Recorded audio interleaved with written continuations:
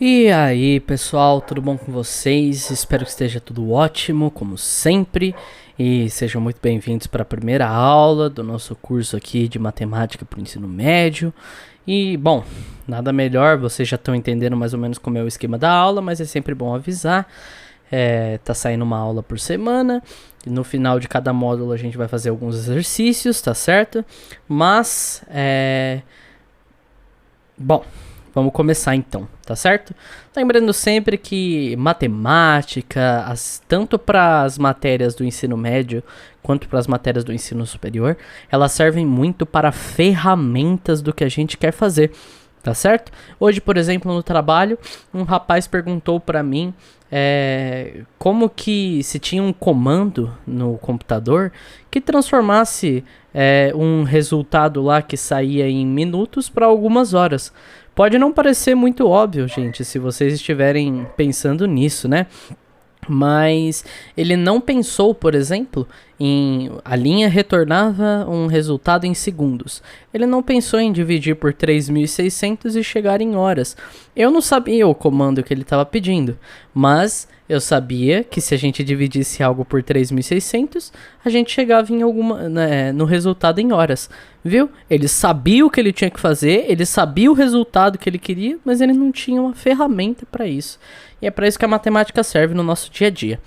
Vamos começar essa nossa primeira aula, pessoal, com talvez a teoria mais básica e mais elementar que existe na matemática hoje em dia. É muito legal a gente começar por ela, porque ela nos permite deduzir e chegar a inúmeros outros resultados sem grandes dificuldades. Ela é uma teoria bem simples, porém bem robusta, tá certo? Que é a teoria dos conjuntos, pessoal. Eu quero dar sempre significado para as nossas aulas, então vamos começar com algumas noções elementares que a gente tem sobre os conjuntos, tá certo, pessoal? São noções elementares, porém, que a gente tem que assumir num instante para tudo isso daqui funcionar. A primeira é óbvio o que é um conjunto. E para falar da primeira, vamos primeiro falar sobre um elemento, certo? Um elemento é tudo aquilo que pertence ao conjunto. E a terceira noção é de pertencimento mesmo. Então vamos destrinchar isso daqui. Um elemento é aquilo que pertence ao conjunto. Opa, perdão. Um elemento é aquilo que pertence ao conjunto. E o conjunto é o grupo de elementos que pertencem a ele. Nossa, parece bem autorreferente, né? Mas vamos dar um exemplo bem básico aqui, tá certo, pessoal? Por exemplo, eu quero falar um conjunto, certo? Eu quero um conjunto. Os naipes do baralho, por exemplo. Isso é um conjunto. É um grupo de alguma coisa que vai ser reunida por uma certa característica. Então, por exemplo, a gente tem o conjunto que vai ser naipes do baralho. Certo? Agora, quais são os elementos do nosso conjunto, pessoal? Os elementos são... Perdão pelas minhas habilidades desenhísticas, tá certo? É o que eu vou conseguir fazer, que nós temos paus, certo? Espadas, ouros e copas. Tá certo, pessoal? Esses são os nossos elementos. E o pertencimento é a característica que une esses dois. Esses elementos pertencem a esse conjunto. Tá certo, pessoal? Então vamos ver algumas características desses nossos conjuntos, dado que a gente descobriu aqui o que são esses conjuntos, tá certo? Então, por exemplo, a gente tem conjuntos que são definidos por propriedades, tá certo? A gente tem conjuntos como, por exemplo, os números naturais, que são os números que a gente consegue contar. Então, 2... Opa, 2 de novo não dá, né, pessoal? 2, 3, tá certo? 4 e por aí vai até o infinito, certo? Esse daqui é o conjunto dos números naturais. Essa é a notação que a gente tem para os números naturais. Tá certo, pessoal?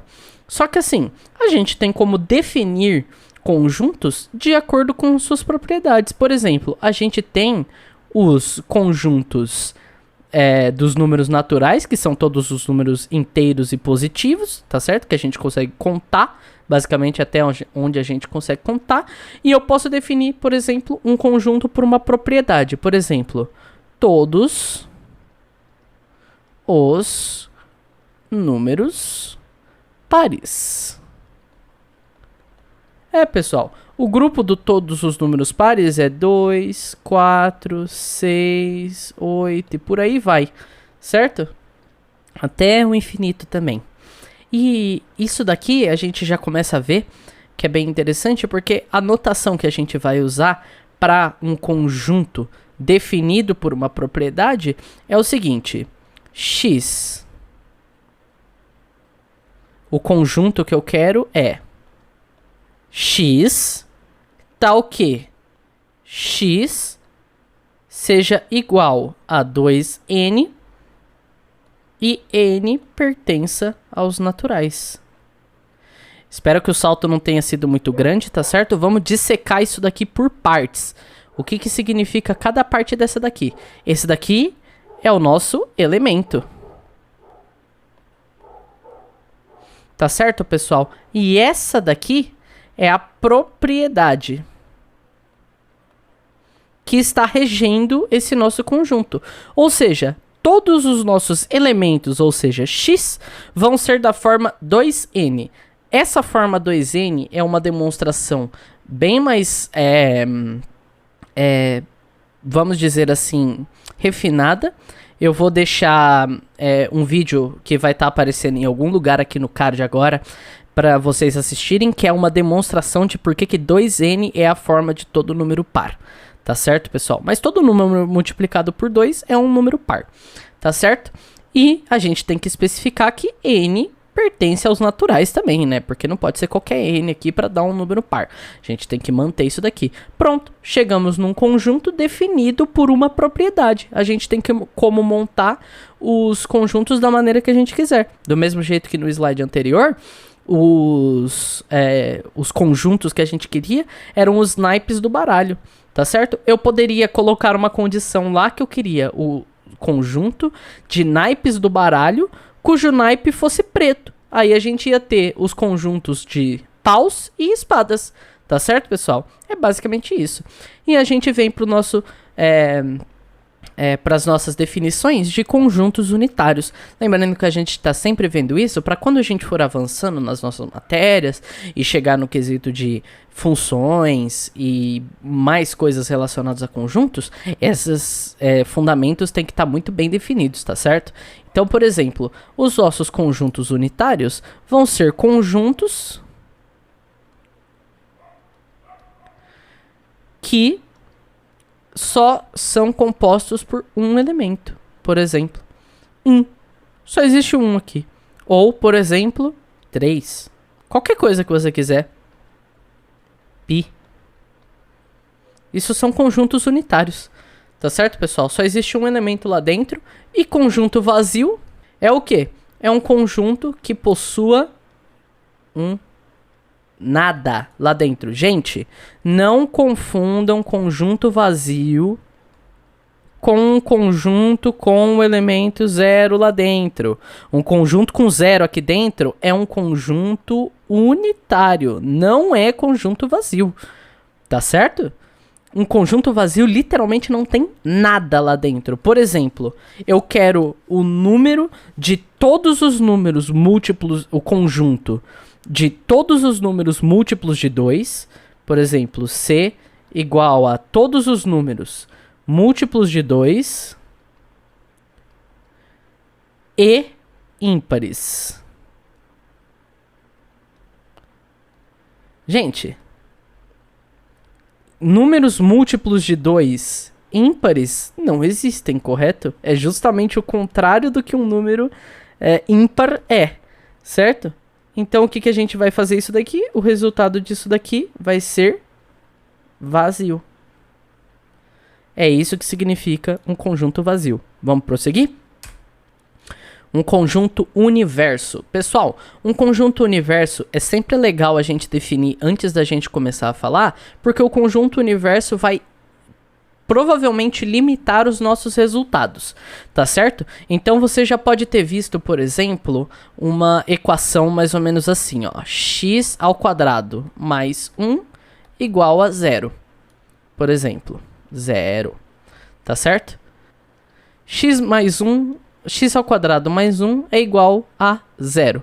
Gente, se a gente fizer as equações algébricas aqui, mandar para um lado, tirar a raiz, a gente vai achar que x é igual a raiz de menos 1. E vocês já devem ter visto que isso daqui não existe, o conjunto é vazio, para x pertencente aos reais. Existe um outro grupo que a gente vai tratar bem mais pra frente, que se chama, um outro conjunto, que se chama números complexos. Pessoal, isso daqui existe solução, só que só aqui.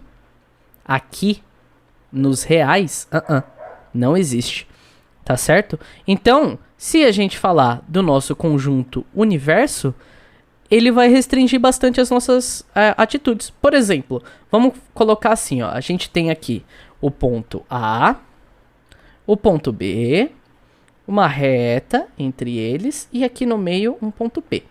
Por exemplo, se eu falar que o conjunto é só essa reta aqui, ou seja, só em uma dimensão, quantos pontos existem entre A e B equidistantes? Eu disse que P estava aqui no meio. Ué, só o ponto P mesmo.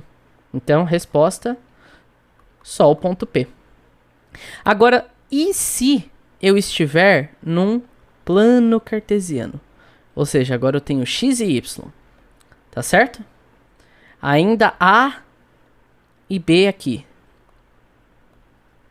Quantos pontos existem entre A e B que são equidistantes? Ué, eu pego essa reta aqui no meio, por exemplo, coloco uma reta aqui no meio, e todos os pontos dessa reta serão equidistantes de A e B. Tá vendo, ó? Tá fazendo esse varalzinho aqui. Por quê? Porque todas essas medidas aqui são equidistantes. Tá certo? Então, olha, como a nossa resposta muda conforme o nosso conjunto universo. Nesse caso, a resposta aqui é a reta P. Tá certo? É a reta P, a nossa resposta. E se os nossos... Vamos colocar aqui um plano, por exemplo. Aqui A e aqui B no plano, por exemplo, todos os números que cortem esse plano, por exemplo, ó, desde aqui, desde essa reta, e pode ser aqui para baixo também, ó. Eles são aqui para cima, né? E aqui, ó, eles são equidistantes. Tá vendo, pessoal? Então, nesse caso, a nossa resposta vira algo em todos os pontos nessa reta P, mais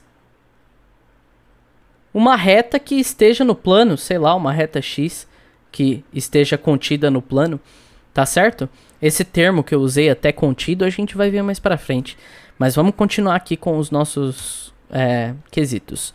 Conjuntos iguais. Quando que a gente pode dizer que um conjunto A igual a X e B igual a Y, tá certo? Pessoal, a gente só pode dizer que esses conjuntos são iguais, então, para todo X pertence... Ó, isso daqui vai valer. Esse sinal que eu tô usando é um sinal lógico. Para todo. Para todo X. Isso vai valer. Tal que... Essa barra aqui, tá certo? Se X pertence a A, deixa eu refazer isso daqui, e vou deixar dois conjuntos aqui, X também, tá certo? A gente não sabe se eles são os mesmos X. Todo X pertencente a A, isso vai implicar que X pertence a B também. Esses sinais lógicos que eu estou usando significam pertence. Lembra da propriedade 3 dos conjuntos? Pertence a A. Se X pertence a A, ele obrigatoriamente pertence a B. Esse sinal aqui significa C e somente C, pessoal. Ou seja, se vale a ida, vale a volta. Tá certo? Se X pertence a B, também vale que X tem que pertencer a A. Isso mostra que A igual a B. Tá certo, pessoal? Agora, e todo conjunto vazio, né? Vamos deixar aqui também, né? É igual. Tá bom, pessoal? É assim que a gente diz que um conjunto é igual. E o que é um subconjunto? É quando um conjuntinho menor, por exemplo, A, é esse conjunto aqui. Opa! Vocês podem ver que minhas habilidades desenhísticas são ótimas. Eu quero ver no curso de geometria como é que vai ficar isso aqui. Esse conjunto aqui. E vamos supor que B seja esse conjunto aqui. Esse aqui é B.